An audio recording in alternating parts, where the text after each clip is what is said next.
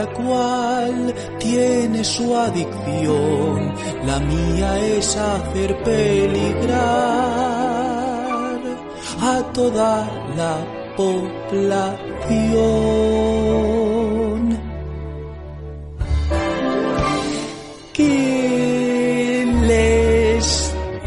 Que les den, los rojos no me caen bien. Pedro Sánchez es un jeta y Podemos es la ETA. Yo si llego a fin de mes de Somosierra soy marqués y trabajo en la banca en el barrio Salamanca. A las 9 en el balcón grito gobierno dimisión. Salgo a Núñez de Balboa a las 10. Tenga el virus o no, me la sopla un montón.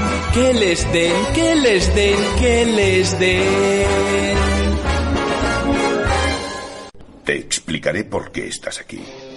Algo no funciona en el mundo, no sabes lo que es, pero ahí está como una astilla clavada en tu mente. ¿Sabes de lo que te estoy hablando? Es el mundo que ha sido puesto ante tus ojos para ocultarte la verdad.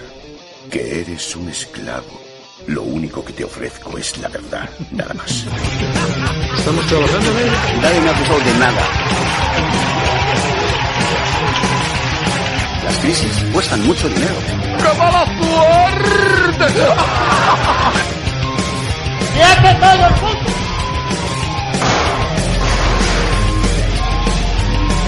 ¿Y eso lo consideramos un saqueo? No, eso es el mercado, amigo.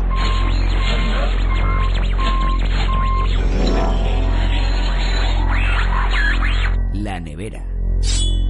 Confiar todos los aspectos de nuestra vida diaria a un ordenador gigante ha sido una medida inteligente.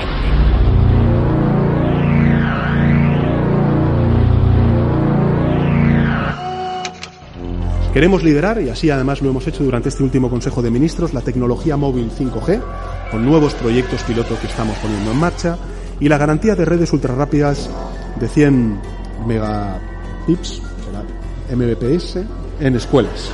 Muy bien, Sabio, muy bien. Creo firmemente que nuestra forma de relacionarnos con la tecnología y con Internet va a evolucionar. Esto de estar delante de una pantalla rectangular, sea en el ordenador o en el smartphone o en la tablet o donde tú quieras, es un atraso, francamente. Sinceramente creo que algo va a ocurrir y que vamos a usar la tecnología de una forma más natural, más abierta hacia los demás, más social, más empática. Llevan 20 años tocando los cojones, eso. Son las mismas personas que cada vez que hay cualquier tipo de progreso empiezan a hacer ruido. Pero son los mismos 4 gatos haciendo las mismas mierdas que hace 10 años. Es tan evidente que no hay ningún peligro, que está la cosa súper controlada. ¿Quién crearía una tecnología que te hace daño? A ti, ¿no? ¿Qué pasa, compas? Hemos vuelto. Ya lo sabéis, tarde o temprano, siempre lo hacemos. Somos las mismas que cuando empezamos. Llevamos 20 años tocando los cojones. Las mismas 4 gatas haciendo las mismas mierdas. Las mismas personas que cuando hay progreso hacemos ruido. Venga.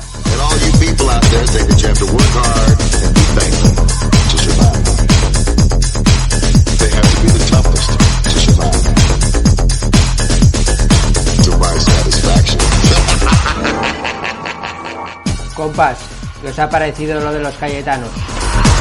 Hace unos pocos volúmenes ya decíamos que para esa peña no hay multas. La ley no está hecho para ellos. Está hecho para nosotros, para los de abajo, para ti que escuchas esto. No ha habido ni un solo multado. Contad todos los multados que han habido en vuestros barrios. Venga.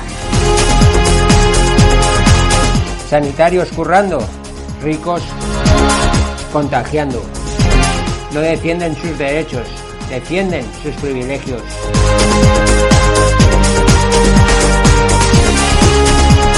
Esa peña da pena.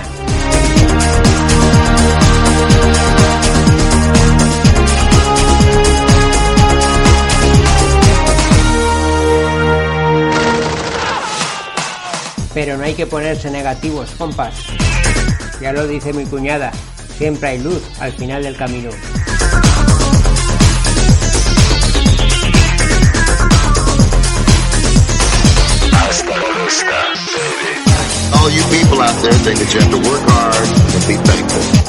¿Qué nos espera después del confinamiento? ¿Después del coronavirus? Al principio creíamos que una sociedad mejor, al menos eso creía yo. Pero ahora me doy cuenta que no. Están utilizando el coronavirus para desarrollar una tecnología de control.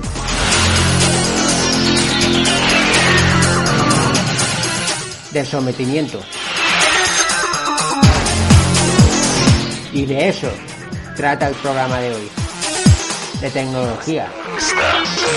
Después del confinamiento, después del coronavirus. Parece esto una distopía. Ya lo decíamos en volúmenes anteriores. Necesitamos más utopías y menos distopías. ¿Qué nos espera después del COVID-19? Geolocalización, seguimientos de población mediante apps, uso de drones y robots, reconocimiento facial, despliegue masivo de nuevas torres para vigilar a las personas 24 horas al día, los 7 días de la semana. Han utilizado el coronavirus para desarrollar todo esto.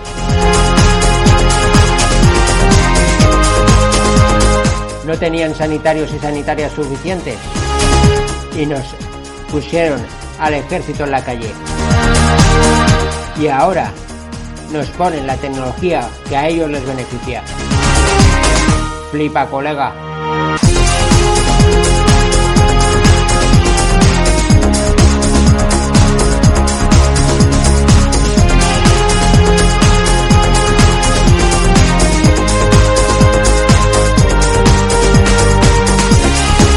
En vez de ir a la raíz del problema, nos atontan con nuevas tecnologías.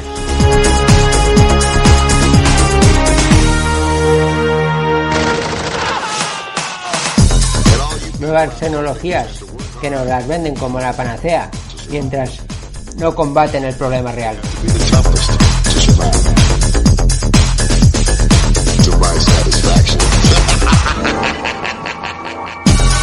Desvían la atención hacia lo que a ellos les interesa.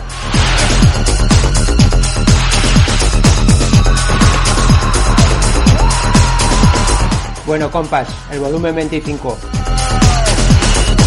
Hasta la vista. Vamos a ello.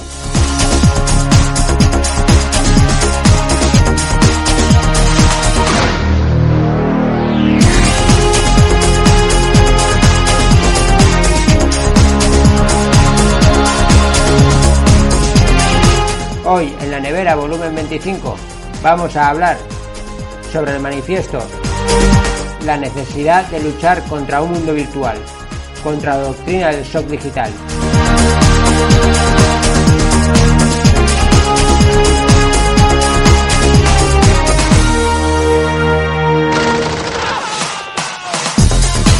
Y para hablarnos de todo ello, tenemos a un viejo conocido de la nevera, a un amigo, a un compañero. Ya lo tuvimos hace unos pocos volúmenes, aquí, en estos gélidos ambientes. All you people out there think that you have to work hard and be thankful to survive. They have to be the toughest to survive. They have to be the toughest to survive.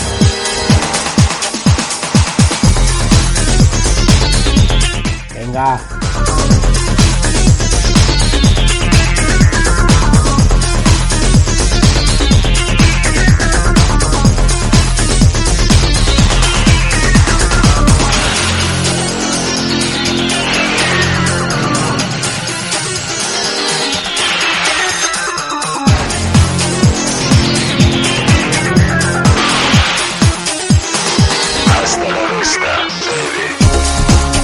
Hoy, en la nevera volumen 25, tenemos Al otro lado del teléfono, Adrián Almazán. Licenciado en Física, doctor en Filosofía y militante de Ecologistas en Acción. Adrián, bienvenido a La Nevera. Muchas gracias, ¿qué tal?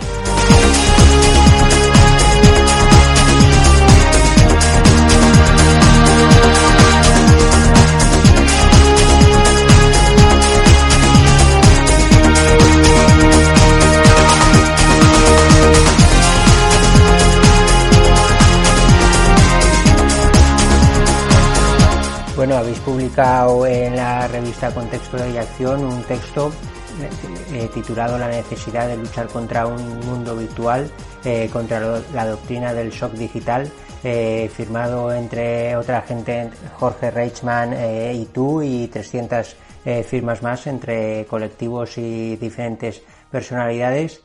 Y bueno, el texto viene de Francia, ¿no? De un grupo que se llama Hintrans. Y bueno, háblanos un poco de este grupo. ¿Quiénes son? Pues el texto surge un poco de una inquietud compartida entre unos compañeros en Francia y en particular yo aquí, ¿no? Entonces, estos compañeros de un colectivo que se llama Exhan Total son los mismos también, o gran parte de ellos forman parte del colectivo Marcuse. Y básicamente lo que veíamos es que estábamos viviendo un momento bastante determinante en el que la salida de todo este asunto del coronavirus, pues justamente lo que podía era no llevarnos a la situación anterior, sino a una mucho peor. Es decir, a una en la que todas las tendencias que ya se estaban desarrollando y que tenían bastante empuje de convertir nuestro mundo precisamente en un mundo virtual, todas las propuestas de la cuarta revolución industrial, robotización, inteligencia artificial, seguimiento, etcétera, pues ganaran una nueva pátina de legitimidad y se presentaron un poco como inevitables. Entonces, en conversaciones telefónicas que tuvimos, empezamos a ver, digamos, que había un paralelismo muy importante entre lo que estaba pasando en Francia y aquí, y nos lanzamos a escribir ese texto conjunto. El grueso de la redacción fue sobre todo responsabilidad de ellos, aunque es verdad que, vamos, yo contribuí en ese proceso colectivo, y después lo que hicimos fue recibirlo aquí, yo lo traduje y entre Jorge Reichmann y yo lo revisamos y finalmente le hicimos alguna pequeña modificación de contexto y salió publicado en CTXT. Porque esta gente del grupo Marcus son los que publicaron aquí en el Estado español el libro de La libertad en coma, ¿no? Exactamente, ellos son un colectivo que llevan trabajando juntos más de una década, se conocieron gran parte de ellos en la universidad y allí formaron parte de varios colectivos, uno, digamos, cambiantes, ¿no? Pero vamos, en uno donde estuvieron muy presentes fue en el grupo Oblomov, que también en castellano se ha publicado uno de sus libros, ¿no? Un futuro sin porvenir, y allí lo que justamente elaboraron fue una crítica al papel social de la ciencia y de la tecnociencia. De ahí saltaron a las luchas contra la publicidad y después formaron este grupo Marcuse, que es un grupo de reflexión colectiva, que ya publicó un libro sobre todas esas luchas en contra de la publicidad y la sociedad del espectáculo visual, etcétera, y después ese libro, La libertad en coma, que justamente lo que hace es desarrollar los vínculos estrechos que existen entre informatización y dominación y hacer una reflexión muy interesante, muy crítica y para mí de referencia justamente de cuáles son, bueno, pues los desafíos que presenta para las luchas hoy esos procesos de informatización. Aquí en España ha tenido 2 ediciones el texto, una primera de Enclave de Libros y una segunda de Ediciones El Salmón, que yo cotraduje y para la que preparé un prólogo justamente. Bueno, proponéis en el texto un boicot a ciertas aplicaciones de teléfonos móviles que se están ahora mismo, bueno, ya venían desarrollándose, pero ahora con el coronavirus se van a desarrollar muchísimo más porque el Estado y la industria está alentando a la población a que se desarrolle todo eso, ¿no? Han puesto la excusa del coronavirus para ese desarrollo de este tipo de tecnologías y este tipo de aplicaciones móviles y vamos, vosotros lo que estáis llamando es a un boicot a todo este tipo de tecnologías y aplicaciones móviles. ¿Por qué llamáis a este boicot? Bueno, pues aquí hay que separar un poco dos cosas, ¿no? Por un lado, digamos que estaría la dinámica ya muy extendida de todas las aplicaciones que están presentes en los teléfonos inteligentes, Estas aplicaciones, pues sabemos ya a día de hoy que no tienen nada de inocuas y que, digamos, si son gratuitas en la mayoría de los casos es porque, como decía un artículo de prensa, ¿no?, el producto pues somos nosotros mismos. O sea, es decir, nos estamos convirtiendo en cómplices voluntarios de una captación masiva de datos que efectivamente ponen en peligro nuestra privacidad, que digamos es uno de los elementos que más se suelen señalar, pero que en realidad lo que están es alimentando un nuevo paradigma, este paradigma de la Big Data, este paradigma de las sociedades, de algún modo, que son diseñadas a partir de esta acumulación masiva de datos y que están dando cada vez más poder a los grandes conglomerados empresariales, a las grandes empresas como Google, Amazon, Facebook, etcétera, que son justamente los que sacan beneficios de esa maximización de la extracción de nuestros datos. Y de hecho, pues luego lo que hacen es que los convierten ya sea en publicidad dirigida, ya sea cada vez más en materia prima, pues incluso para políticas, ya sea en una puerta giratoria también para el control social de diferentes estados, etcétera, ¿no? Entonces, todo ese tipo de aplicaciones y en general lo que ha supuesto la extensión de los teléfonos móviles, en realidad yo creo que ha sido un detrimento de nuestra autonomía y un detrimento de nuestra libertad. Eso por no hablar también de lo que tiene de implicaciones la construcción de ese propio hardware, ¿no? O sea, a nivel de software, digamos, nos hemos entregado al control creciente de esas empresas. A nivel de hardware, pues lo que nos hemos entregado también es al control de empresas chinas como Foxconn, con sus condiciones draconianas de trabajo, ¿no?, con sus condiciones esclavas prácticamente, donde las personas viven y trabajan en los mismos espacios, llevando incluso en muchas ocasiones a suicidio. Nos hemos entregado también a la generación masiva de basura virtual, nos hemos entregado también al expolio de un montón de materiales como el coltán, que está muy relacionado con los conflictos endémicos en el Congo y otras tierras raras. Digamos que hemos hecho una especie de pacto fáustico con las peores dimensiones de la sociedad industrial. El otro tema que es relevante son las aplicaciones actuales, ¿no?, las Stop COVID y similares, que se están extendiendo por todo el mundo. Estas aplicaciones son un caso aparte y no, digamos, ¿no? Son un caso aparte porque yo la verdad las voy siguiendo todo lo que puedo y es verdad que se está desarrollando de cara sobre todo al público y de que ganen legitimidad, pues un proceso muy cuidadoso de preservar, ¿no?, la privacidad. Nos podríamos alargar un poco, pero digamos que ha habido bastante debate al respecto de si hacer aplicaciones que fueran centralizadas o descentralizadas, si captar datos de geolocalización o no, si utilizar el GPS o utilizar el Bluetooth. Ha habido un montón de debates técnicos y en realidad pues como que parece que todo apunta a que se van a desarrollar aplicaciones que es verdad que a nivel de privacidad, ¿no?, van a ser un poco difícilmente contestables. Todo esto entre comillas. ¿Por qué? Porque sabemos que existen fisuras, sabemos que no es posible anonimizar por completo los datos. Edward Snowden lo muestra bien. Hay otros compañeros, por ejemplo, el colectivo de la Cuadratura de la Red en Francia, que también han hecho trabajos muy buenos sobre eso. Y, por otro lado, porque no tenemos por qué y no debemos por qué confiar realmente en que esa anonimización o esa afirmación de que los datos se van a utilizar solo de manera puntual, ¿no?, y que después van a desaparecer sea cierta.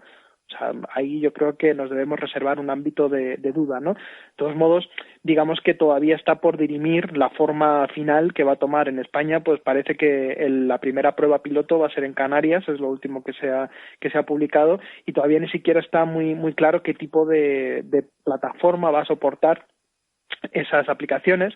Parece, todo indica que se puede al final apostar por la propuesta que hizo Google y Amazon, justamente, Google y Apple, que hicieron una propuesta conjunta de una aplicación que se introduciría en todos sus teléfonos para facilitar esa tecnología de rastreo, seguimiento, ¿no?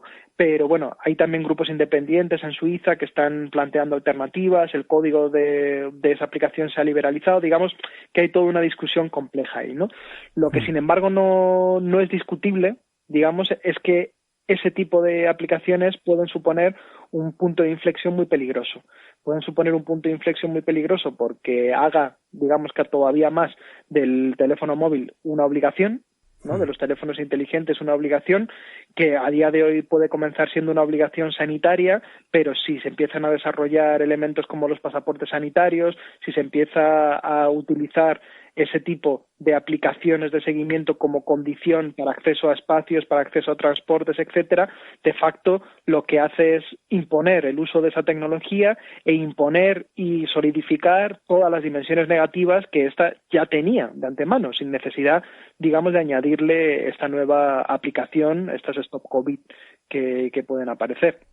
Además, no me parece casual que justamente hayan sido Google y Apple los que se hayan lanzado a la carrera de garantizar que sus dispositivos vayan a poder ser compatibles con ese modelo. Quieren afianzar ese espacio de negocio, quieren garantizar que sean sus dispositivos los que tengan esa compatibilidad para que sean los utilizados, y no sabemos si esto no puede ser solamente el primer paso de muchas otras cosas, ¿no? Y ahí hay un riesgo a tener en consideración, porque digamos que una vez que aceptamos que podamos ser sujetos a ese experimento masivo de control social, porque en el fondo eso es lo que es, no estaremos abriendo la puerta a muchas otras cosas. Todavía a día de hoy en Europa pues se plantea, digamos, esta necesidad de mantener la privacidad, de limitar mucho el alcance, etcétera, pero sabemos que en muchos otros países, como en China, eso está de la mano de un entramado mucho más grande, donde se conectan sensores, donde se conectan cámaras, donde se media justamente tu capacidad, más bien tu disposición a ser seguido, ¿no?, digitalmente, para tener acceso pues a ciertas ventajas, a ciertas conexiones a internet, una cierta legitimidad estatal, etcétera. O sea, es decir, estamos abriendo una puerta peligrosa, estamos atravesando un umbral que no sabemos a dónde nos va a dirigir, y lo que sí sabemos de buena tinta es que una vez que se incorporan ciertas medidas de control, ciertas medidas de seguimiento dentro del utillaje del Estado, casi nunca hay una vuelta atrás y casi siempre lo que hay es una ampliación. En el texto, por ejemplo, hablábamos de las medidas de identificación mediante el ADN, en concreto en el caso francés, lo que se presentó como una excepcionalidad para luchar contra escándalos de violación y etcétera, se ha convertido en algo rutinario, ¿no? No sabemos a qué tipo de normalidad, a qué tipo de rutinas puede conducir esto, y por eso pensamos que lo relevante, lo importante, lo pertinente es boicotearlo, no por nada, sino porque además su utilidad real para luchar contra la extensión y contra el peligro del virus es bastante cuestionable. En el texto también planteamos que vemos en esas aplicaciones sobre todo una suerte de bluff, es decir, una justificación, una legitimación de unos estados que realmente siguen poniendo por delante los intereses económicos, los intereses empresariales a la vida, una justificación para decir, bueno, se puede volver a la normalidad, se puede retomar la actividad porque ahora tenemos esta solución tecnológica que nos protege. Pero eso, sobre todo, entendemos nosotros que es una excusa, ¿no? Sí. Es un engaño, un bluff, y en ese sentido no deberíamos entrar en el juego justamente con todos los peligros que puede llevar aparejado de esa legitimación que no compartimos. Bueno, yo la verdad es que después de leer el texto, yo cuando empezó todo esto del coronavirus lo veía como una cosa dentro de la tragedia que era, ¿no? Veía de que iba a haber un despertar, ¿no? Creía que la gente iba a decir el capitalismo es lo peor y hay que cambiar de estilo de vida, ¿no? Pero el capitalismo al final siempre saca provecho de todas sus crisis, ¿no? Ahora que estoy viendo toda la vuelta, el desconfinamiento, estoy viendo que todo el mundo vuelve a trabajar y estoy viendo que todo aquel cambio que muchas veces tan inocentemente yo y mucha otra gente pensaba que iba a haber un despertar, ahora veo que no vamos a caminar hacia una sociedad mejor, sino hacia una sociedad mucho peor, ¿no? Ahí, digamos que todavía estamos en una disputa, pero es verdad que hay motivos para no ser muy optimistas en ese sentido. Yo coordiné también un artículo colectivo que se llamó Hemos parado en seco, ahora hay que cambiar de dirección, donde pues justamente muchas personas pues intentábamos unir nuestras voces para pedir justamente que esta parada no fuera una parada transitoria para volver a una normalidad que fuera la misma o peor, ¿no? Sino justamente un momento para replantearlo todo y para cambiar de rumbo. Nosotros hicimos ese, pero ha habido tantas otras posicionamientos desde muchos ámbitos. Por desgracia no parece que esa vaya a ser la salida de todo esto. en muchos ámbitos. En el ámbito de lo económico volvemos a ponernos en marcha de manera relativamente acrítica, volvemos a hacer malabares, la derecha de manera ya bastante agresiva, con la continuación de nuestra economía tullida, porque en el fondo ha sido un escándalo, ¿no?, a nivel internacional que hemos hecho un confinamiento que, por ejemplo, haya mantenido las tareas de construcción en marcha. O sea, una paralización de la actividad que no haya afectado a la construcción es nada más y nada menos que la muestra de una economía tullida, que es absolutamente dependiente de sectores que no son vitales para la vida, como el turismo y la construcción. Y lo peor está por venir. Lo peor está por venir porque el turismo va a seguir y en ese sentido, pues seguramente nos enfrentemos a un rebrote casi inevitable a la vuelta del verano por esa... Ya te digo, por ese funambulismo, ¿no?, de intentar decir que a la vez protegemos la vida, pero no plantear de manera radical ese modelo económico en el que estamos. Además de eso, tampoco en lo ecológico parece que en lo ecosocial más bien vaya a haber un cambio de rumbo, porque al final lo que hemos visto es la aprobación de una ley de cambio climático recientemente, que en el fondo, y esto conecta con la otra conversación que tuvimos hace unas semanas, pues ha sido una expresión de un Green New Deal, además un Green New Deal que, digamos, ni siquiera tiene la radicalidad política que pueden tener ciertas propuestas de Green New Deal. Digamos que sería un Green New Deal del extremo del capitalismo verde, básicamente. Extensión de esas renovables, pues mantenimiento de los beneficios de los grandes conglomerados empresariales energéticos y poco más. O sea, apuesta por la movilidad eléctrica, o sea, digamos casi todas las peores alternativas que tenemos ante el horizonte de una necesidad de prescindir de los combustibles fósiles. Ahora, los impactos psicológicos, los impactos sociales, los impactos políticos que este periodo de excepcionalidad puedan tener, pues están por ver todavía. Yo creo que sí ha habido una vivencia importante que seguramente se irá elaborando con el paso del tiempo, y junto a la tragedia yo creo que han convivido también muchas tomas de conciencia.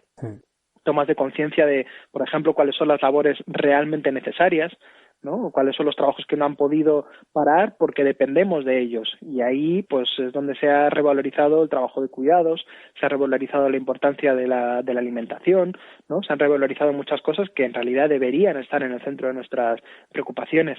Además también yo creo que es una suerte de shock en la que vemos que realmente las cosas pueden parar, o sea, como una especie de ensayo general de lo que pudiera ser un colapso ecosocial, pues digamos que yo creo que eso ha tenido su impacto y que hay mucha gente que, digamos, ya no mantiene esa esperanza ingenua de que nada puede cambiar. Ha visto que vivimos en un sistema que es a la vez frágil y robusto. Esto es algo que también discutíamos en el manifiesto. Una fragilidad que se ve en su enorme complejidad, en su enorme interdependencia, en cómo un factor que deje de funcionar puede hacer que todo lo demás se paralice, y luego efectivamente otra vez una fuerza que tiene que ver con su capacidad de seguir adelante contra viento y marea, agotando hasta las heces esta dinámica autodestructiva. Pero yo creo que como poco esa fragilidad se ha mostrado de una manera muy evidente, de una manera quizá más evidente que una crisis meramente económica, también por la importancia que ha tenido nuestra fragilidad como seres humanos, nuestros cuerpos, la enfermedad, el sufrimiento, ¿no? Yo creo que de aquí sí puede salir a medio plazo un cambio de conciencia que quizá ahora no la vemos tan claramente.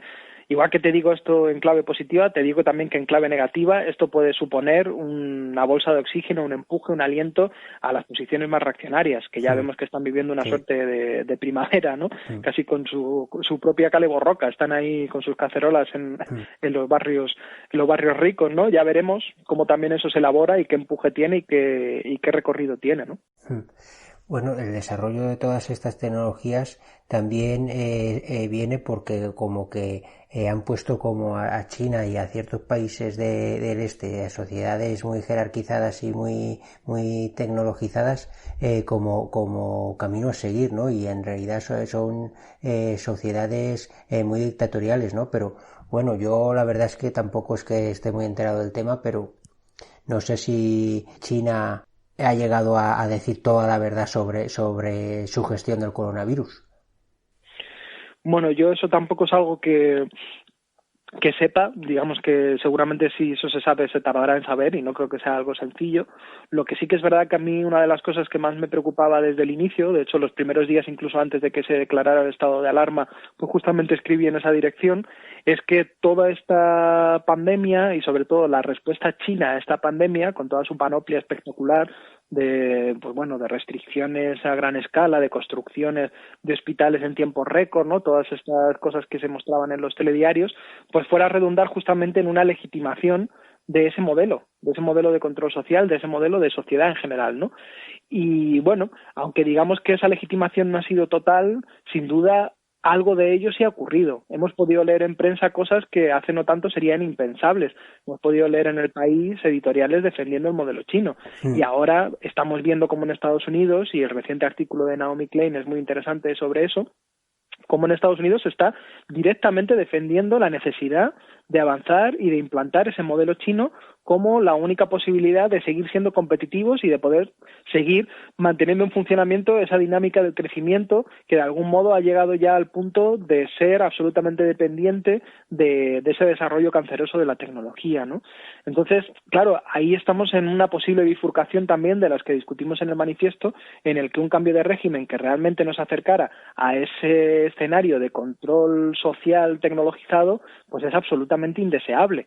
Es absolutamente indeseable porque nos plantearía vidas invivibles, nos plantearía una restricción de la libertad brutal y nos plantearía todavía más mediación tecnológica de nuestras ya bastante deterioradas relaciones sociales.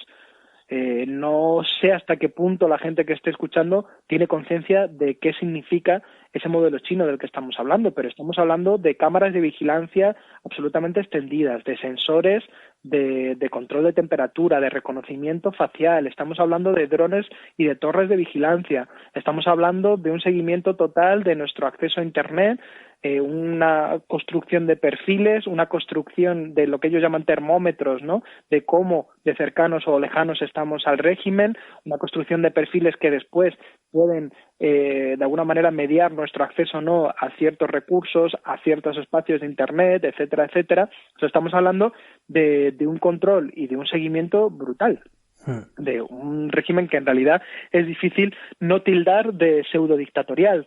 Entonces, que realmente empecemos a plantear como legítimos, como viables, como apetecibles, como deseables, incluso como inevitables, ese tipo de horizontes, pues no puede más que alarmar a todas aquellos y todos aquellos que todavía tenemos la intención de poder llevar una vida lo más libre posible, ¿no?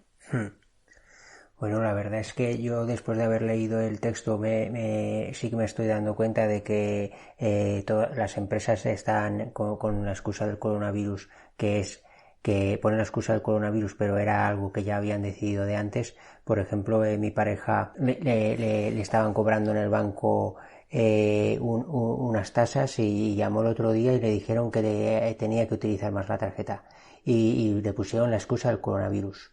Y que el dinero, y le dijeron que como que el dinero en metálico eso se tenía que acabar porque eso era un transmisor de virus.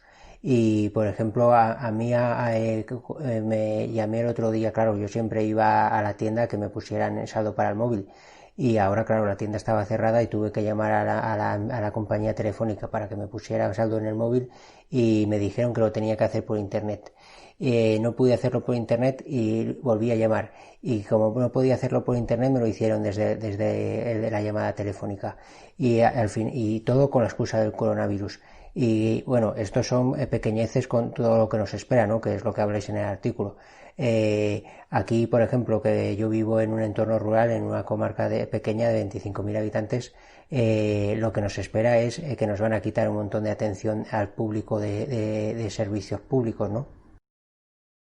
Claro, hasta cierto punto lo que está ocurriendo en el periodo del confinamiento claramente, y luego veremos hasta dónde eso se extiende, que digamos la apuesta está clara que sea hasta el infinito y que se amplíe, es que justamente muchas tendencias que estaban en marcha, que estaban pugnando, pero que de un modo u otro pues todavía recibían cierta resistencia, sí, algunas más que otras, pues han adquirido legitimidad, se han planteado como inevitables, se están intentando promocionar por todos los medios y parece que prometen venir para quedarse. Y hay muchos ejemplos. O sea, sea, nuestra mediación en general de Internet para la comunicación y el acceso a todo claramente se ha acentuado con este encierro, pero efectivamente todo lo que tiene que ver, por ejemplo, con la docencia virtual, que hasta ahora había sido una especie de tabú, digamos, una especie de todavía de experimento, y ahora se ha extendido a gran escala. Sí, ¿no? pero Ya veremos. eso es muy fuerte también, porque llevamos años diciendo de que hemos de hacer que los niños no dependan de la tecnología, y ahora nos vienen con que van a aprender a través de un ordenador. Sí, no, es ignorar totalmente las recomendaciones médicas, por ejemplo, de oftalmólogos, es ignorar también todo lo que existe ya de estudios de cómo afecta negativamente el aprendizaje, las dinámicas de adicción, es totalmente también cortar de raíz las dinámicas de socialización, ¿no? Porque la teledocencia no contempla esa socialización, es reducir absolutamente el ámbito de la enseñanza a una transmisión de datos fría, ¿no? O sea, si ya en la escuela se había burocratizado y se había vuelto un espacio bastante inhóspito, pues ya no digamos si ni siquiera existe la escuela. Luego tiene además el contrapunto un poco esquizofrénico de la familia vuelta, digamos, a autoridad que impone esa enseñanza que todavía viene regida, organizada y controlada por esos órganos burocráticos, ¿no? Pasa un poco como con el trabajo. El teletrabajo ya termina totalmente de dinamitar las fronteras entre tiempo de vida, tiempo de ocio, tiempo de trabajo, y las fronteras temporales y las fronteras espaciales. O sea, ya no solamente, digamos, que asumimos el poder en el sentido de asumir el salario como una imposición, sino que nos convertimos en gestores de nuestro propio tiempo, de nuestros propios proyectos. Tenemos que hacer malabares justamente para poder convivir, para poder conciliar, nuestra vida con nuestro trabajo. Seguramente, yo he leído algún artículo y eso se ampliará, ¿no? Como de algún modo ese teletrabajo pues es la excusa perfecta para ampliar jornadas laborales, para desregular todavía más. En ámbitos como la medicina, por ejemplo, igual la telemedicina se encontraba en un estadio absolutamente experimental, con cierto rechazo, ¿no? Y hoy, por ejemplo, la atención primaria parcialmente se ha virtualizado. Yo ahora mismo también vivo en un pueblo muy pequeño, de 1.500 habitantes, y aunque tengo literalmente a 50 metros el centro de salud, no puedo ir a que me atienda mi doctora. ¿No? El coronavirus implica que yo tengo una infección, como la tengo ahora mismo, y no puedo ir a que me atienda, me tiene que atender por teléfono, tengo que ir a recoger mi receta y de alguna manera pierdo ese derecho a la atención. Claro, todo lo que tiene que ver justamente con la informatización de los servicios públicos puede encontrar aquí una excusa tremenda, ¿no? Si ya Pedro Sánchez lo que planteaba era este dogma de la informatización, este mantra, ¿no? de digitalizar las instituciones, etcétera, pues ahora con más razón hacer todos los trámites virtuales, cerrar oficinas, dejar los espacios rurales sin atenciones básicas como servicios sociales, etcétera, pues todo eso va en aumento. En Francia, por ejemplo, ha sido mucho más pronunciado porque también ha habido mucha más resistencia, ¿no? Resistencias que aquí no han existido, como por ejemplo resistencias a la expulsión de personal de estaciones de tren y a la digitalización de la compra de billetes, que allí se han existido, pues ahora tienen mucha más actualidad porque esos procesos se acentúan, ¿no? Digamos que el proceso de informatización del mundo no conoce límites y tiene esa pretensión de al final hacer que todo dependa de la informática, que la variedad y la multitud de actividades de las que el ser humano es capaz se reduzcan todos a ponerse delante de una pantalla, ¿no? Y reducir todo eso a información. Eventualmente está claro que es un deseo imposible, pero hasta dónde puede llegar y los impactos que puede tener nos debe preocupar, sobre todo porque es un vector de fragilización brutal. Si hacemos depender todo de la informática y además hacemos que toda la organización de diferentes ámbitos que existían no dependiendo de la informática desaparezca, si en algún momento, como probablemente sea, cuando tengamos dificultades de acceso a energía o materiales, no podemos disponer de esa tecnología a ese nivel, o simplemente si decidimos no tenerlo porque entendemos que es una manera de vivir de manera más libre, quedamos fuera, ¿no? La socialización cada vez más viene mediada por ahí, ¿no? La nevera. Ideas frescas para tiempos calientes. Bueno, lo que también veo, sabes, que vivimos tan flipados con la tecnología que no veo que haya que la gente llegue a hacer una relación entre desarrollo de la tecnología y deterioro medioambiental, y entre desarrollo de la tecnología y pérdida de miles de puestos de trabajo, porque con todo esto nos vamos a perder miles de puestos de trabajo. Cuesta mucho. Yo, vamos, desde hace muchos años trabajo, bueno, muchos no, porque soy joven, pero digamos que gran parte de mi vida me he dedicado a trabajar en esto y siempre me he encontrado mucha resistencia. Digamos que el mito del progreso sigue teniendo muchísima fuerza, el paradigma de la neutralidad de la técnica sigue estando ahí, ¿no? Esta concepción de que las tecnologías son puros instrumentos a nuestro servicio, se sigue sin entender los impactos políticos de la tecnología, se sigue sin entender que una tecnología en sí ya no aparece de manera aislada y que conforma todo un mundo, y en concreto conforma este mundo industrial en el que vivimos, y sobre todo se sigue creyendo en las promesas, digamos, más peregrinas de esta sociedad industrial. Se sigue pensando que la digitalización significa desmaterialización, se sigue pensando que es nuestro destino, digamos, el abrazar esos procesos de informatización, y efectivamente hay muchas dificultades. Bueno, hay algunos temas que abren brecha, ¿no? El tema de la adicción, por ejemplo, empieza a haber una sensación de que hay una dependencia excesiva de las pantallas. Puede haber, yo creo, y habrá resistencias probablemente a la informatización de partes del trabajo, a la informatización de la docencia o de la medicina, pero en general sí, los impactos sociales pasan desapercibidos, los impactos laborales hasta el día de hoy están pasando desapercibidos, ya veremos, yo creo que hay potencial para que haya luchas que se organicen. Es verdad que es difícil porque los puestos de trabajo a veces desaparecen, pero a veces se transforman y más bien se precarizan, ¿no? Ha habido muchos fenómenos que hemos tenido ahí, pues cómo se ha transformado el ámbito del transporte con toda esta supuesta economía colaborativa, que en el fondo ha sido una precarización del ámbito del transporte, o el ámbito de la mensajería, ¿no? Otros ámbitos, como por ejemplo la propia educación también, no la educación quizá formal, pero sí la informal, que cada vez también se precariza y digitaliza más. Bueno, si lo que hacemos es generar esos nuevos puestos de trabajo, igual la gente pues es más difícil que se organice, aunque ya empieza a haber fenómenos de organización de los riders, etcétera, ¿no?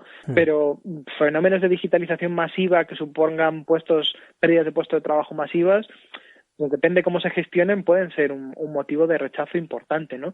Lo que desde luego sigue siendo más invisible y cuesta más visibilizar es los impactos, justamente los impactos materiales de esa tecnología, cómo para nada, digamos, Internet es una nube.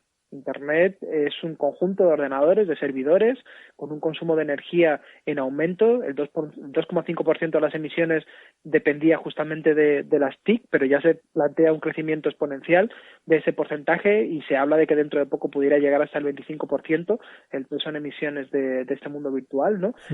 Como decía, materiales, residuos, etcétera. Hay un montón de impactos que además, digamos que equivalen a una decisión estratégica. O sea, decidir invertir esos materiales en eso implica ya no contar con ellos para muchas otras cosas. Digamos que no podemos hacer todo, no podemos hacer todo a la vez. Entonces, si tenemos que elegir, nos convendría pensar bien dónde van a estar nuestras prioridades, ¿no? Otro de los temas que vamos, yo esto no lo conocía hace unos días que empecé a conocerlo, porque creo que es ahora prácticamente el tema de moda, que es el 5G. Lo conozco desde hace solo unos días y porque se habla mucho, ¿no?, por ahí del 5G y decidí bajarme los 10 primeros vídeos que encontré en YouTube sobre el 5G. Me los descargué todos y bueno, los estaba escuchando y me di cuenta, ¿sabes?, que todos eran pro 5G. Y bueno, luego me he dado cuenta por qué todos los vídeos que encontré en YouTube, los 10 primeros que encontré y me descargué, eran pro 5G. Pero bueno, tú has escrito junto a otra gente también en el Diario Público un artículo sobre el 5G. ¿Qué es el 5G? Por si alguien como yo que aún no lo sabe. Bueno, porque tiene todo mucho que ver con todo lo que estamos hablando. Claro, digamos que el 5G es la condición de posibilidad de la extensión de esa cuarta revolución industrial. Sin el 5G, muchas propuestas como la del Internet de las Cosas, la conectividad de todos los objetos que pasen a ser nodos conectados en esa red, o por ejemplo todo lo que tiene que ver con la propuesta de las ciudades inteligentes, ¿no?, como sensores por todas partes que midan cómo se mueven nuestros coches, cómo nos desplazamos, dónde vamos, dónde no. Todas estas cosas necesitan de una conexión a Internet muy robusta, muy sólida, con mucha latencia, que se llama, que de alguna manera garantice justamente ese nivel de conectividad. Entonces, el 5G, que viene de quinta generación, básicamente lo que hace referencia es a la extensión, justamente, digamos así por decirlo de manera sencilla, de nuestro ancho de banda de Internet móvil. Si hasta ahora pues hemos tenido diferentes generaciones, pues la 1G, 2G, 3G, 4G, ¿no? Primero fue el audio, luego fue los SMS, luego los multimedia, luego hemos podido tener internet en nuestros propios teléfonos, pues ahora digamos que no va a haber una ampliación, ¿no?, de los servicios que nos ofrece el móvil, pero sí que va a haber como una capacidad mucho más fuerte de sostener, ya te digo, esa latencia, mucha más rapidez, mucha más capacidad de descarga, etcétera. ¿Qué supone a nivel material este 5G? Pues instalar nuevas antenas, o sea, es decir, reservar nuevas franjas del espectro electromagnético para ese tipo de comunicación, ¿no? Y luego, por supuesto, ampliar esas antenas en un número muy elevado por las características físicas que tiene ese 5G, ampliando el problema de la contaminación electromagnética, ¿no? O sea, si por un lado, digamos, tenemos esos impactos sociales y políticos, pues también tenemos impactos sobre la salud. Ha habido llamamientos para pedir una moratoria del 5G, moratorias ya aplicando el principio de precaución en lugares como Suiza, ¿no? Hay un llamamiento internacional que pidió la moratoria de la implantación de ese 5G, que ha sido firmado por más de 6.500 científicos, 4.000 médicos y 3.000 organizaciones, ¿no? O sea, digamos que existe también la Agencia Europea de Medio Ambiente decía que existe ya suficiente corpus científico como para aplicar el principio de precaución y no extender ese 5G por los efectos que pueda tener esa contaminación electromagnética. También se ha documentado efectos sobre la vida salvaje, ¿no?, animal y vegetal. Entonces, bueno, estamos ante el típico ejemplo, digamos, de priorizar los beneficios, priorizar la economía por encima de la salud, ¿no? Y sobre todo, pues convertirnos en cobayas, como decíamos en ese artículo, de un experimento sin garantías. O sea, lo que estamos es siendo sacrificados a esa necesidad que no es una necesidad nuestra, sino que justamente es una necesidad de la industria, es una necesidad de un capitalismo agonizante que, digamos, su única válvula de escape que sigue teniendo es justamente este proceso alocado de la cuarta revolución industrial, pero que en realidad a nosotros, por mucho que nos prometan que vamos a vivir como una suerte de dioses, pues probablemente no nos va a repercutir para bien, sino que nos va a repercutir para mal en nuestro modo de vida, ¿no? Bueno, recomendamos el programa de Futuro Abierto, se llama, ¿no? Sí.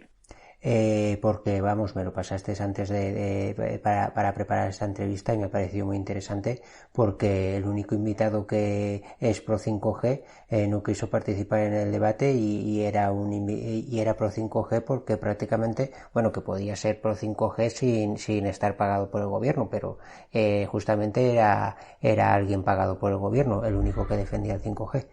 Bueno, más que pagado por el gobierno, en realidad lo que tenía era conflicto de intereses por su vínculo con las industrias de las telecomunicaciones, más bien. O sea, pertenecía a un consejo asesor sobre seguridad, ¿no?, y radiación electromagnética, que es un consejo autocreado. O sea, se supone que desde el Estado se contemplaba la necesidad de crear ese tipo de consejo, pero nunca lo hizo el Estado y además nunca garantizó que fuera independiente. Entonces, es un consejo autocreado en donde muchos de sus miembros, y eso pues lo hemos documentado bien desde el grupo que firma ese artículo de Público, pues tienen vínculos de un modo u otro con las industrias, ¿no? Entonces, en realidad, pues lo que debemos considerarlo más bien es un espacio del lobby industrial, que es fuerte, es bastante impactante, porque ese lobby industrial extiende, digamos, su influjo hasta la propia Organización Mundial de la Salud. La Organización Mundial de la Salud viene a ser, digamos, consulta o tiene como referente a un organismo que es un poco parejo a este CARS, que se llama ICNIR, que sería el equivalente a nivel mundial, que tiene igual los mismos problemas de conflictos de intereses, ¿no? Es verdad que esto es un debate científico complejo, el de los impactos sobre la salud, pero vamos, eso sí que está bien documentado, ¿no? A mí todo esto me recuerda mucho con el tema de cuando empezó la energía nuclear. O al tema del tabaco, que también es un gran ejemplo. O sea, digamos, la estrategia que está siguiendo el lobby de las telecomunicaciones es calcada a la estrategia que siguió el lobby del tabaco. O sea, generar ciencia no independiente, generar la duda constante, exigir algo que nunca se exige, que es la certeza total, ¿no? No entender que la incertidumbre puede ser motivo para aplicar el principio de precaución, sino entender la incertidumbre justamente como una especie de barra libre para hacer lo que queramos, ¿no? Y sobre todo, pues meter en el ajo a instituciones corruptas, ¿no? Es una dinámica que sí, que recuerda a todas las dinámicas industriales en las que la protección de la salud, como digo, pues entra en contradicción con la producción de beneficios. Yo veía hace poco una película que me gustó un montón, que se llama Aguas Oscuras, que muestra, por ejemplo, pues la odisea que tuvo que pasar un abogado para terminar de demostrar que el teflón, o sea, ese material que está en las sartenes de todo el mundo, que de alguna manera se presentó como inocuo, pues tenía efectos cancerígenos, ¿no? Y eso, pues es un ejemplo que ha sido documentado y que ha salido a la luz, pero hay tantos otros. Cuando hicimos la entrevista a la gente de la Vall d'Albaida sobre lo de la alta tensión, les preguntamos sobre el tema de las radiaciones, ¿no? De la alta tensión y más o menos nos dijeron que ellos no querían entrar mucho en ese tema porque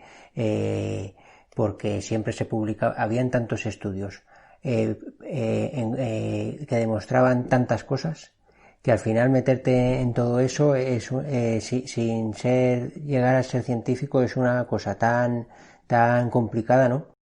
Es muy complicado, sin duda es un discurso, es un debate muy técnico. Yo mismo no soy médico ni soy biólogo, o sea que en ese sentido también tengo dificultades. Sí soy físico, entonces puedo de alguna manera entender un poco más sobre todo eso, pero es verdad que no hace falta, digamos, que nadie haga esa odisea, ¿no? Aunque por mucho que ahora, por ejemplo, desde este grupo de ecologistas en acción estamos preparando unos materiales que más adelante se publicarán justamente intentando divulgar, ¿no? Y sintetizar esos resultados. Pero digamos que, bueno, si un organismo como la Agencia Europea del Medio Ambiente, que no es sospechoso de ser precisamente radical, ¿no? Está señalando que hay un riesgo asociado, si un organismo como la Organización Internacional para el Cáncer está señalando que la radiación electromagnética la tipifican como un posible cancerígeno de tipo 2B, o sea, es decir, de la categoría tercera, de más, o sea, es posiblemente cancerígeno, ¿no? Y lo van a volver a revisar entendiendo que es prioritario volver a verlo, digamos que uno como poco entiende que hay motivos fundados para aplicar un principio de precaución, sobre todo porque no necesitamos el 5G, eso es lo fundamental. Es que nosotros y nosotras no lo necesitamos, entonces no tenemos por qué correr ningún riesgo, no es necesario. Es que lo que te estaba contando de los vídeos estos que me descargué, yo decía, ¿para qué queremos el 5G? Si lo que están hablando es que si ahora mismo te cuesta, por ejemplo, 8 minutos descargarte un vídeo, ahora te lo puedes descargar con el 5G en 6 segundos. Y digo, ¿quién quiere descargarse una película en 6 segundos? Tanta prisa tienes. Y luego los argumentos son ridículos, sin duda. Y luego el tema de los médicos, que eso lo repiten mucho, que pueden hacer una operación en tiempo real. Digo, ¿no será mejor que hayan médicos suficientes? Sí, no, yo toda la argumentación que he visto me preocupa más que me agrada. Y claro, es de locos. Oculta, o sea, está todo el debate sobre los efectos sobre la salud, pero claro, oculta, como digo otra vez, los impactos ecológicos, los impactos a nivel de materiales, los impactos sociales, los impactos políticos, oculta en el fondo un modelo de mundo, un proyecto de mundo, ¿no? Un proyecto de mundo capitalista e industrial. Entonces, no necesitamos el 5G, de hecho, lo que necesitamos más bien es retroceder en esas dinámicas de digitalización e informatización. En ese sentido, la oposición no solamente es legítima, sino que es necesaria, y es más necesaria que nunca, ¿no? Y otra cosa de la que me di cuenta es que, claro, porque los 10 vídeos que me descargué eran pro 5G, porque Google o diferentes empresas o quien haya sido ha censurado vídeos porque con todo esto de los bulos y de las fake news ha tomado toda la crítica del 5G como un bulo, ¿no? Sí, no, eso ha sido algo bastante fuerte, ¿no? Digamos, sí. En la revista El Ecologista se va a publicar dentro de poco un artículo que también he escrito con otra compañera, con Blanca Salinas, que hablamos un poco justamente también de este tema de 5G y de estas perspectivas de transformación de la sociedad, y ahí lo resaltábamos, ¿no? O sea, es impresionante, muy ilustrativo, cómo al hilo de esta cuestión del 5G y, bueno, ante la existencia de personas que vinculaban la extensión del coronavirus al 5G, que evidentemente es una posición que no tiene mucho fundamento médico, ¿no? Que toma un hecho, y es que hay estudios que señalan que puede haber una vinculación entre exposición a la radiación electromagnética y una inmunosupresión, es decir, una reducción de la potencia de nuestro sistema inmunitario. Toman eso como una especie, digamos, de hecho causal que asocia las dos cosas. Eso es insostenible a todas luces, ¿no? Pero claro, o sea, tomando esa excusa, lo que han hecho es un auténtico ejercicio de censura. O sea, han eliminado páginas de Facebook, vídeos de YouTube, recogidas de firmas de Change.org, en donde ni siquiera se hacía mención al coronavirus, en donde simplemente se hablaba del 5G, ¿no? Y claro, me parece que no hay ejemplo mejor para mostrar justamente dónde están los riesgos y cuáles son los límites de haber dejado ya no solamente nuestra vida privada, sino también nuestra vida política en manos de esas herramientas virtuales que tienen dueños, y esos dueños tienen intereses, y es que les va la vida en que se despliegue el 5G y en que se materialice ese proyecto de la cuarta revolución industrial.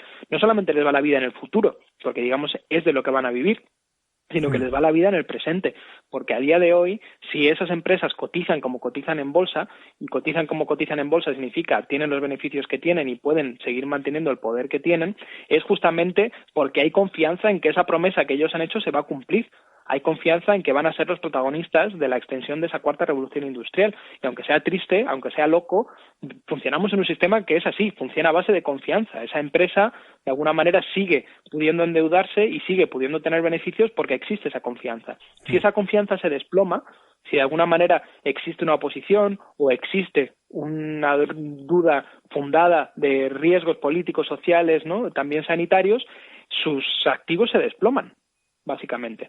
Y en ese sentido les va la vida en ello. Y no es raro que hayan hecho lo que han hecho. Y lo harán en el futuro y lo seguirán haciendo, ¿no? Y lo que nos debe es mostrar la importancia de mantener espacios no virtuales para la comunicación, para la lucha, evidentemente para nuestra vida personal, ¿no? Porque si no, estamos en sus manos, básicamente. Sí, sí. Es muy fuerte, ¿no? Ellos deciden lo que es la verdad, ¿no? Pues hasta cierto punto. Google decide lo que es la verdad hasta cierto punto, ¿sí? Bueno, en este manifiesto de la necesidad de luchar contra un mundo virtual, al final del manifiesto tenéis una serie de puntos, ¿no?, para cosas que se pueden hacer para empezar a hacerle un poco frente a todo este shock digital, ¿no? ¿Cuáles son? Pues si quieres las repasamos así punto por punto y las vamos viendo. Una, justamente con la que empezábamos, es esta posibilidad, esta necesidad de alguna manera boicotear ya no solamente las aplicaciones de seguimiento, ¿no?, y de lucha supuestamente contra el virus, sino minimizar radicalmente nuestro uso de los teléfonos móviles. O sea, ante una cosa que ha empezado a ocurrir, y es que hay muchas personas que han dejado de llevar su teléfono móvil cuando salen fuera, pues lo que invitamos es justamente a que esa práctica se extienda, se mantenga y que a ser posible incluso se replantee la necesidad de tener un teléfono inteligente o incluso, ¿por qué no?, un teléfono móvil si no es vital, ¿no?, o no es determinante. También hablábamos como segundo punto justamente de un llamamiento a informarse sobre las consecuencias económicas, ecológicas, sanitarias de este despliegue de la red 5G y también, bueno, de los impactos de esa radiación electromagnética, de las antenas de telefonía móvil que ya existen. También hablábamos un poco de la necesidad de tomar conciencia de los problemas asociados a la digitalización de los servicios públicos. En la línea de lo que habíamos discutido, pues defender justamente la posibilidad de seguir accediendo de manera real a cosas tan básicas pues como el servicio postal, la telefonía, ¿no?, el transporte e incluso, ¿por qué no?, también las instituciones de la seguridad social, etcétera, ¿no? O sea, la importancia de que esos espacios reales extendidos en el territorio y que además respeten a los espacios pequeños como los que tú y yo vivimos, pues sea así, ¿no? Un cuarto punto era exclusivamente sobre la escuela digital, la necesidad de luchar contra lo que pudiera ser una futura normalización de esa escuela virtual, porque entendemos que es crucial que existan maestros y maestras de carne y hueso, pero también que eso sea un espacio de socialización, ¿no?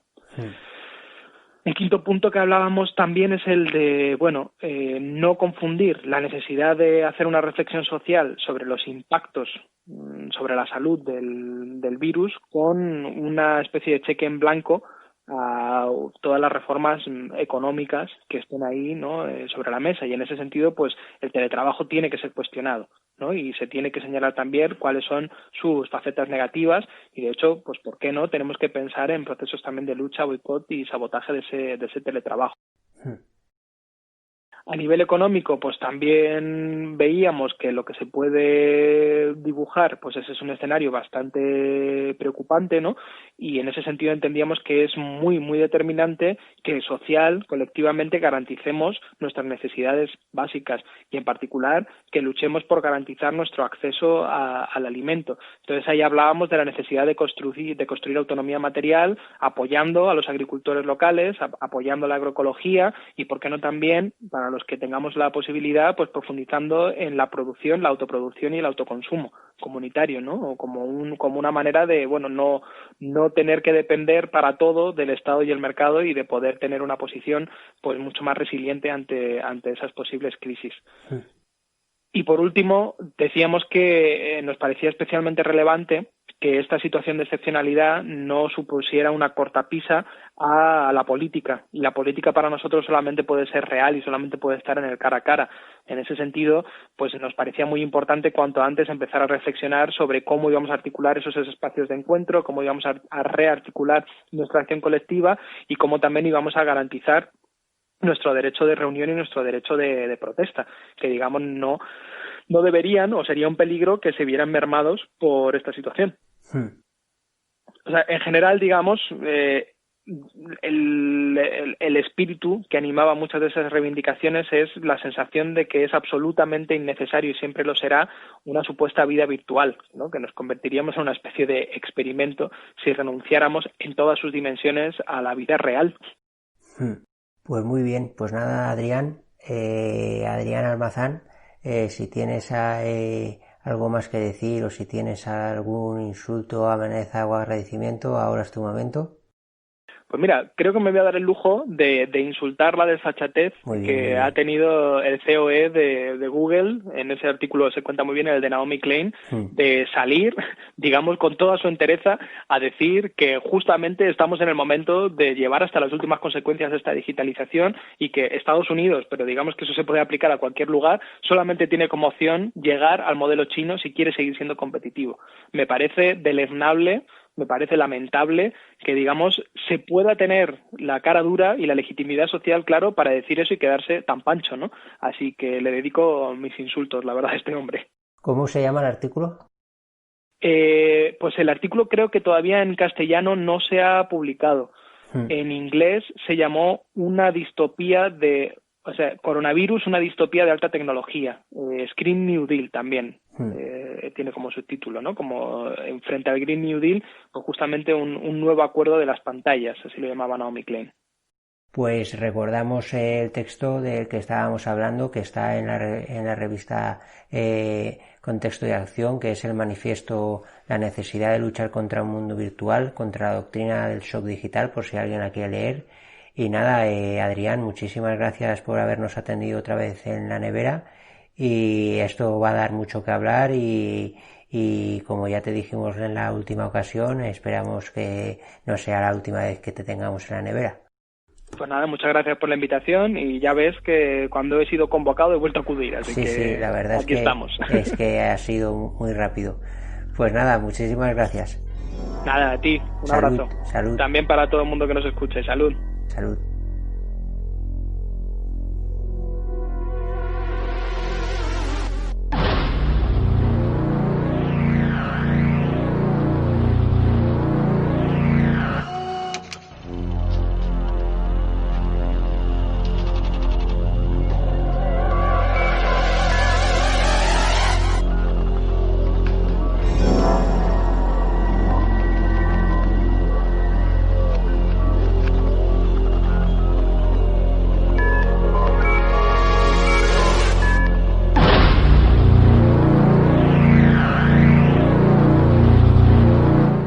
Compas, hasta aquí el volumen 25 de la nevera.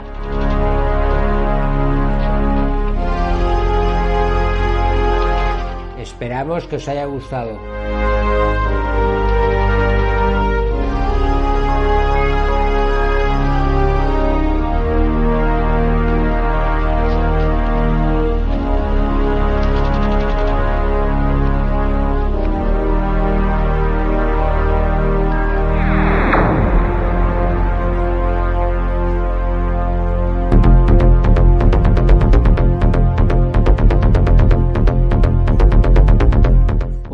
compas, ya lo sabéis, tarde o temprano volveremos.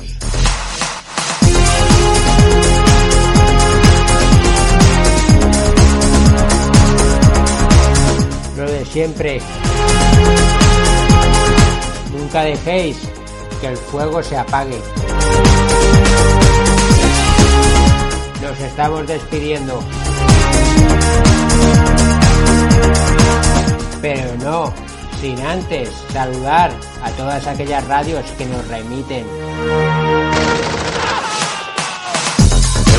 Saludos para el portal OACA, que no es radio, es web. Gracias, compas.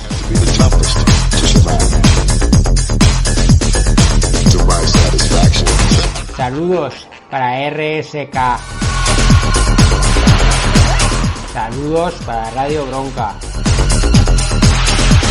Saludos para Radioactiva. Saludos para Radiopolis. Vamos. Hasta la vista, baby.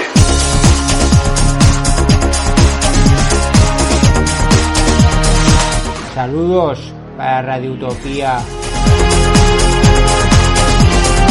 Saludos para Radio Cuca. Y saludos para Radio Almaina. Venga, compas. Nos vemos no. Nos oímos dentro de poco. Venga. Y saludos para ti que estás ahí cada 2 semanas escuchándonos. Hasta la vista, baby. All you people out there think that you have to work hard and be thankful to survive. They have to be the toughest to survive. They have to be the Nos oímos pronto, compas.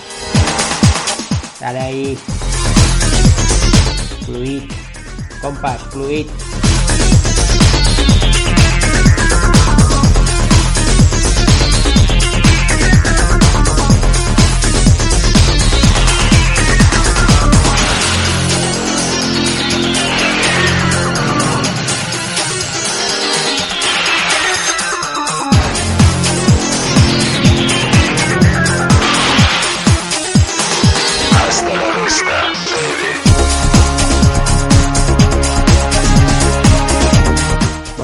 Compas, ahora sí que sí, nos vamos.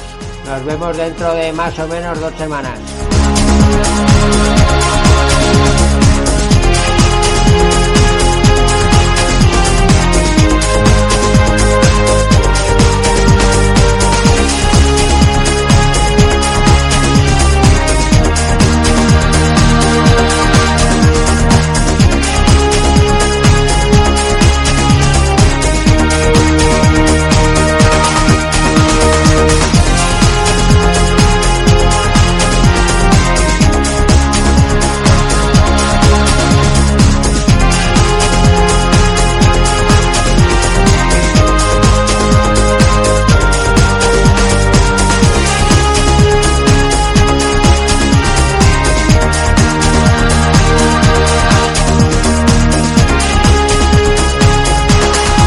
Sayonara, babies.